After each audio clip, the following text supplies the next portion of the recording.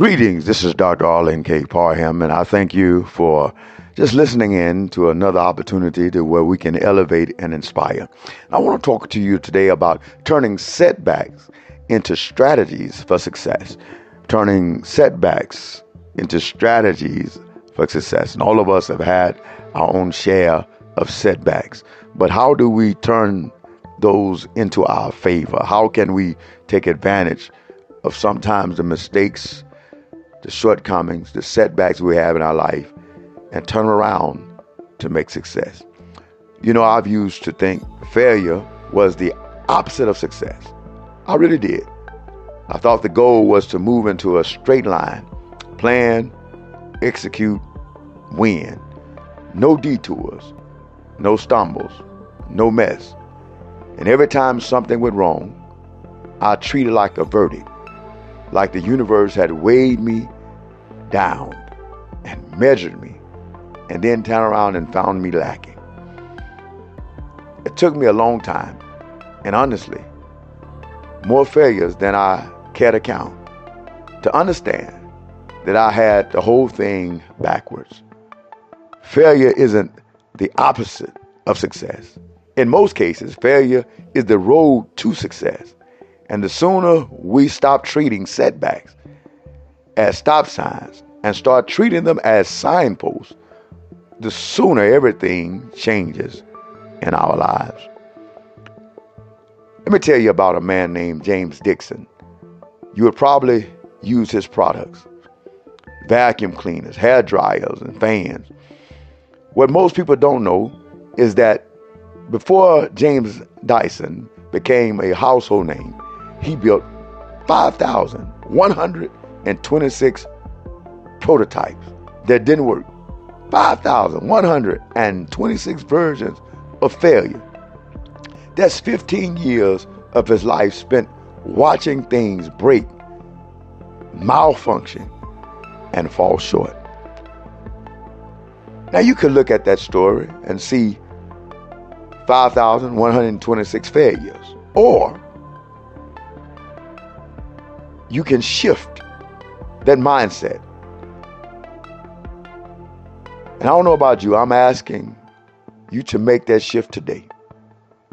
You could see 5,126 lessons, 5,126 pieces of data that told him exactly what not to do, which is in fact the most efficient way to learn what we should do.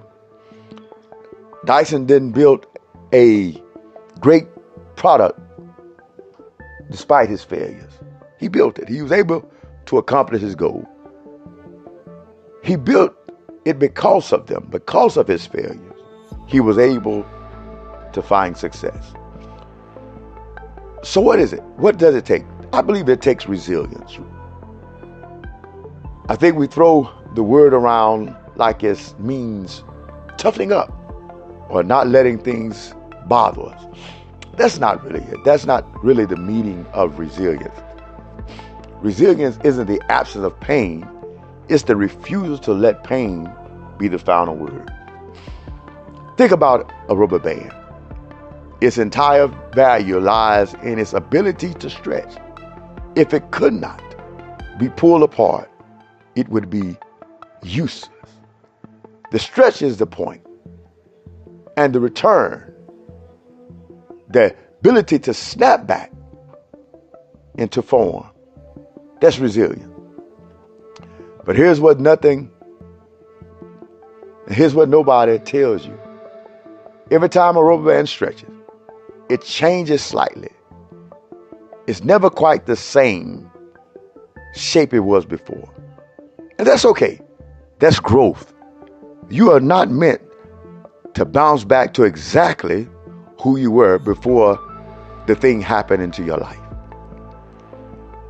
You're meant to bounce forward, wiser, more flexible, with a greater range than you had ever before. I want you to give yourself an opportunity to grow. I want to give you 3 practical things you can do for the next step or the next time you encounter a setback, because it'll hit. I want you to give yourself permission to be able to humble yourself to account of life, to change the thought process to woe is me, to say what I believe that I can do now because of the things that have happened to me. The first is this: name it, don't marinate in it. Name it, don't marinate in it. When something goes wrong, you have to let yourself feel it. Skipping that step doesn't make you strong. It makes you a pressure cooker waiting to explode. But there's a difference between processing pain and drowning in it. Give yourself a window, a day, a weekend, whatever is proportional. And then ask, what is this trying to teach me? The moment you ask that question, you have shifted the victim to a student. And students, by definition, are moving forward. Second, separate the event from your identity. This is hard. It sounds good, but it's definitely hard to do. When a business fails, we say, I'm a failure. When a relationship ends, we say, I'm unlovable. When we get past our issues, when we get past the fact that we want to promote our shortcomings, when we stop saying, I'm not good enough, we recognize the event is not the person. A surgeon who loses a patient is not a murderer. A writer who gets rejected is not talentless. The talent is still there. An entrepreneur whose first company folds is not doomed. You are not your worst day. You are the sum of every choice you make after your worst day. And thirdly, build a strategy, not just a story. Here's the things about setbacks. They give you intelligence that success never could. When Oprah Winfrey was fired from her first television job and told she was unfit for TV news, she didn't just tell herself a better story about her worth. She got specific. She identified what she was uniquely good at: warmth, connection, and storytelling. And she built a career around those exact things. The setback becomes our compass. She stopped chasing the job she lost and started building the career that would define a generation. That's a great move. That's the move. That's the move that we want to make. We want to use our failures as a compass so that we can be competent into what we're going to do next. Take what the failure revealed about your strengths, your gaps, your direction, and build a strategy from it.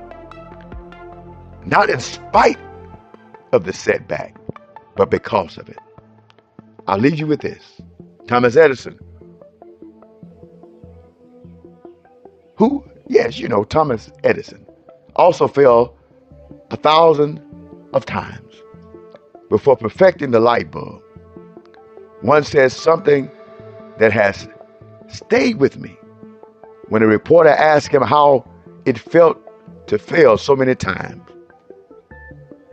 Edison looked at him and said, I have not failed. I just found 10,000 ways that won't work. This is not a man in denial. That's a man who fundamentally understands what the process of becoming looks like. It's not always clean. It's not always linear. It's not always comfortable to witness.